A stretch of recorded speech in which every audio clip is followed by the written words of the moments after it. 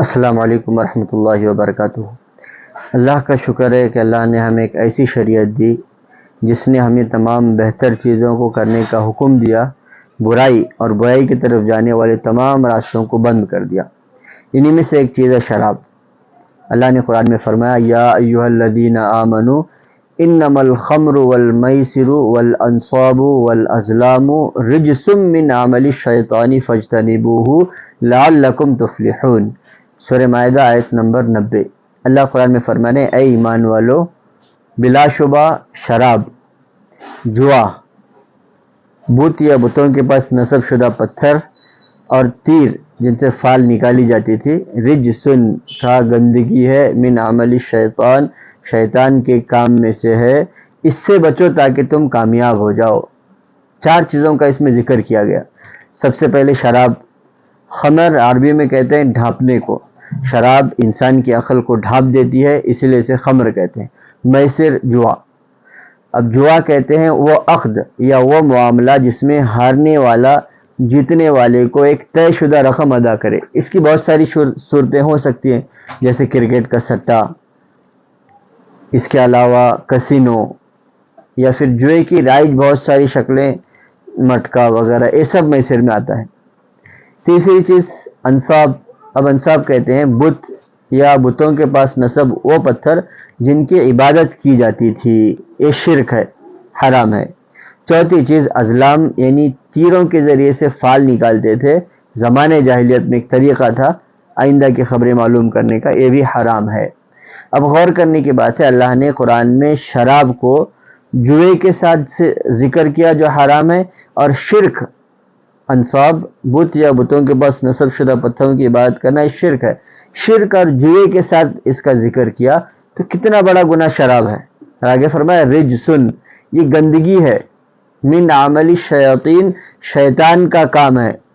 چوتھی چیز اللہ نے یہ فرمایا فاجتنبوہ، کامیابی کو شراب کے چھوڑنے کے ساتھ مشروط کر دیا گیا، اس سے بچو، لعلکم تفلحون، تاکہ اس سے بچنے کی وجہ سے تم کامیاب ہو جاؤ۔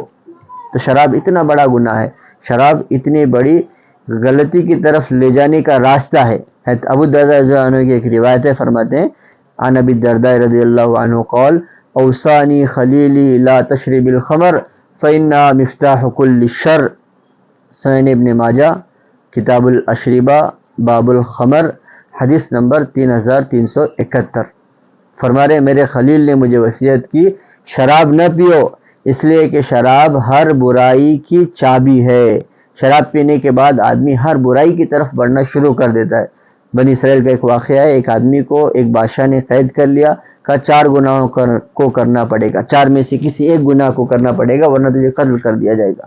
یا تو شراب پیو، یا زنا کرو، یا قتل کرو، یا خنزیر کا گوشت کھا لو۔ اب یہ سوچنے لگا کہ شراب سب سے چھوٹا گناہ ہے، شراب پی لیا تو شراب پینے کے بعد عقل پر نشہ چڑھ گیا، اب اس نے نشے میں زنا بھی کر لیا، قتل بھی کر دیا اور خنزیر کا گوشت بھی کھا لیا۔ اللہ ہم سب کی حفاظت فرمائے۔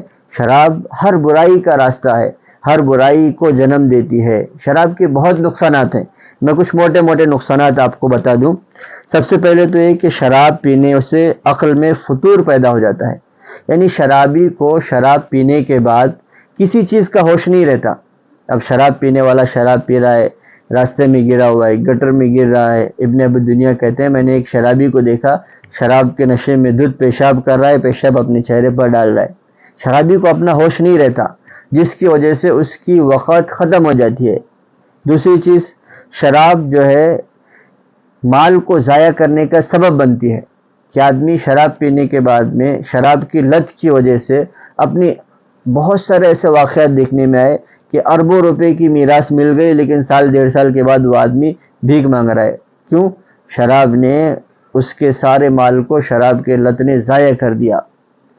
شراب لڑائی جھگڑے کا سبب بنتی ہے، کہ آدمی شراب پینے کے بعد ہوش نہیں رہتا، بیوی بچوں سے جھگڑا کر رہا ہے، گھر والوں سے جھگڑا کر رہا ہے، پڑوسیوں سے جھگڑا کر رہا ہے، اور اس کی وجہ سے گھر والوں کو محلے میں فضیحت اور رسوائی برداشت کرنی پڑ رہی ہے۔ ایسے بھی واقعات دیکھنے میں آئے کہ بیوی بچے 1 بار دیکھ رہے ہیں، 2 بار دیکھ رہے ہیں، پھر تنگ آ کر بچے اپنے باپ کو مار کر کسی کمرے میں بند کر دے رہے ہیں تاکہ اس کی وجہ سے ہم کو رسوائی نہ اٹھانی پڑے۔ اب بولو ایسے آدمی کی کیا وقت جو اپنے بیوی بچوں سے شراب کی وجہ سے مار کھا رہا ہے۔ تو شراب لڑائی جھگڑے کے سبب بنتی ہے، شراب کھانے کی لذت کو ختم کر دیتی ہے، شرابی کا ذائقہ ختم ہو جاتا ہے، شراب کلام کی درستگی یعنی بات صحیح کرنا اس کو ختم کر دیتا ہے، شرابی صحیح بات نہیں کرتا، شرابی ہر وقت غلط باتیں ہی کرتا ہے، شرابی کو برے لوگوں کی محفل میں لے جاتے ہیں۔ اب شرابی آدمی شراب پینے کے لیے نیک لوگوں کو تو تلاش نہیں کرے گا، شرابیوں کو ہی تلاش کرے گا، جب ان کے ساتھ رہے گا تو انہی کے اخلاق اپنے اندر لے لے گا۔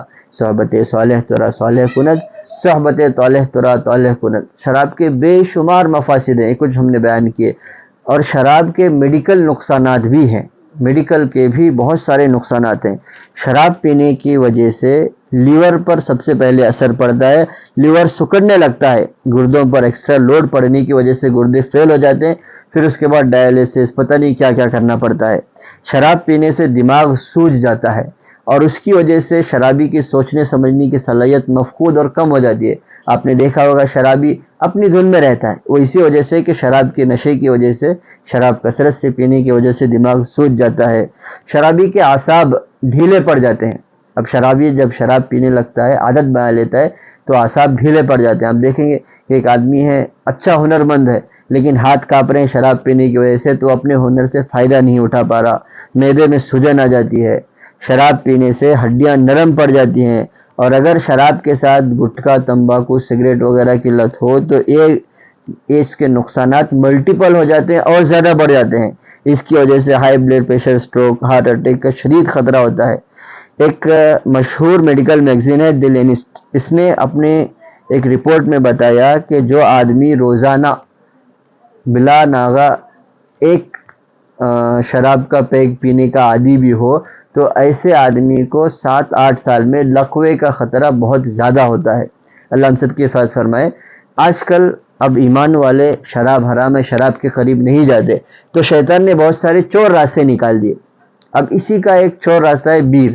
پہلے بیر وجود میں آئی کہ بیئر پینے سے طاقت آتی ہے، بیئر پینے سے کمزوری دور ہوتی ہے، یہ باتیں، یہ ایڈ چلائے گئے تو ہمارے نوجوان بیئر پینا شروع کرنے لگے۔ اب جب پتہ چلا کہ بیئر حرام ہے، بیئر نہیں پینا چاہیے، تو ایک اور چور راستہ نکلا فروٹ بیئر کا۔ اب فروٹ بیئر مارکیٹ میں بہت سالوں سے چل رہی ہے، اور اس کے پینے سے نشہ بھی نہیں ہوتا، تو اس وجہ سے ہمارے نوجوان یہ سوچتے ہیں کہ نہیں، اس سے سٹرونگنس پیدا ہوتی ہے، اس سے کمزوری دور ہوتی ہے، اس سے کوئی نشہ نہیں ہوتا، حالانکہ یہ بھی حرام ہے، کیونکہ سنن نسائی کی ایک روایت ہے، حضرت جابر بن عبداللہ کی، فرماتے ہیں عن جابر بن عبداللہ رضی اللہ عنہ قال قال رسول اللہ صلی اللہ علیہ وسلم ما اسکر کثیرہ فقلیلہ حرام، حدیث نمبر 3393۔ حضرت جابر بن عبداللہ فرماتے ہیں کہ سرکار دو عالم صلی اللہ علیہ وسلم نے ارشاد فرمایا، جس چیز کی زیادہ مقدار نشہ آور ہو، نشہ دیتی ہو، اس کی تھوڑی مقدار بھی حرام ہے۔ اب جو مارکیٹ میں فروٹ بیئر چل رہی ہے، وہ تمام فروٹ بیئر، کوئی بھی ایسے نہیں جس میں الکوہل نہ ہو، تمام فروٹ بیئر میں الکوہل ہوتا ہے، کسی میں 3% ہوتا ہے، کسی میں 4%، کسی میں 8%، لیکن ہر فروٹ بیئر میں الکوہل ضرور ہوتا ہے، اور اس کے ہونے کی وجہ سے فروٹ بیئر کا پینا قطعاً حرام ہے۔ یہ ایک چور راستہ ہے، تاکہ اس کے ذریعے سے ہمارے نوجوانوں کو فروٹ بیئر کے بعد آدمی بیئر کے اوپر آتا ہے، جب بیئر کی لت لگ جائے اور اس کا نشہ ناکافی ہونے لگے تو آدمی شراب کی طرف آتا ہے، پھر اس کے بعد میں وہ عادی شرابی بن جاتا ہے۔ اللہ ہم سب کی حفاظت فرمائے۔ تو شراب کا پینا حرام ہے، جس طرح شراب پینا حرام ہے، اسی طرح بیئر کا پینا بھی حرام ہے، اور فروٹ بیئر کا پینا بھی حرام ہے، یہاں تک کہ فقہاء نے لکھا ہے کہ وہ چیز جس میں نشہ آور اجزاء شامل نہ ہو، الکوہل نہیں ہے، لیکن ایسا مشروب ہے جس کے پینے سے صحت کو آہستہ آہستہ نقصان ہوتا ہو، تو وہ بھی حرام ہے۔ اب الکوہل کی بہت ساری قسمیں، انشاءاللہ ہم اگلے ویڈیو میں الکوہل کی الگ الگ، کچھ الکوہل کی قسمیں جائز بھی ہیں اور کچھ حرام ہیں، جو جائز ہیں وہ دواؤں میں استعمال ہوتی ہیں، اس کی تفصیل انشاءاللہ ہم آگے سمجھیں گے۔ السلام علیکم ورحمۃ اللہ وبرکاتہ۔